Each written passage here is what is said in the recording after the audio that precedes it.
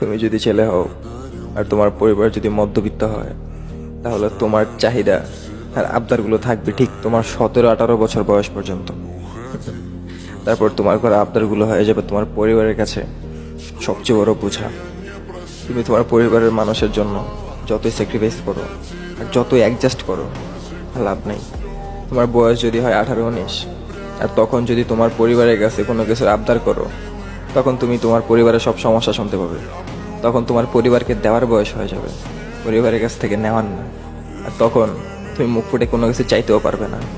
যখন কোনো কিছু চাইবে, ঠিক তখন তোমার কানে তোমার পরিবারের যত সমস্যা আছে সব সমস্যার আওয়াজ বাজতে থাকবে। এখন হয়তো বলতে পারো যে ভাই, নিজের আবদার পূরণের জন্য পরিবারকে এভাবে চাপ দিব? তোমার চাপ দিতে হবে না রে ভাইয়া, তোমার চাপ দিতে হবে না। এটা নিয়মই। তোমার যখন 18 বছর হবে, যখন 19 বছর বয়স হবে, তারপরে যখন তোমার পরিবারের কাছে কোনো কিছু আবদার করবে, তারপর দেখবে পরিবারের হাজারটা সমস্যা তোমার কানের সামনে এসে বাঁচতে থাকবে। এটা নিয়ম। ওই যে তোমার দেওয়ার বয়স হয়ে গেছে, জীবনের ছোট ছোট আবদারগুলা 18 বছরের আগেই পূরণ করে নাও।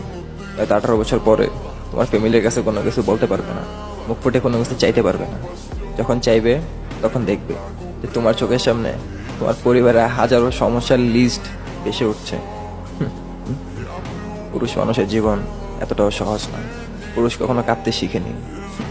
যদি কখনো কেঁদে ফেলে, তাহলে ধরে নিও যে আকাশ পরিমাণ যন্ত্রণা পাওয়ার পর তার চোখ দিয়ে অশ্রু বেরিয়েছে। একটা কথা সবসময় মনে রেখো, একটা ছেলের তার পরিবারের কাছে আবদার তার ঠিক 18 বছর বয়স পর্যন্তই মানায়। তারপর তাদের আবদার আর শখ বলতে কিছু থাকে না।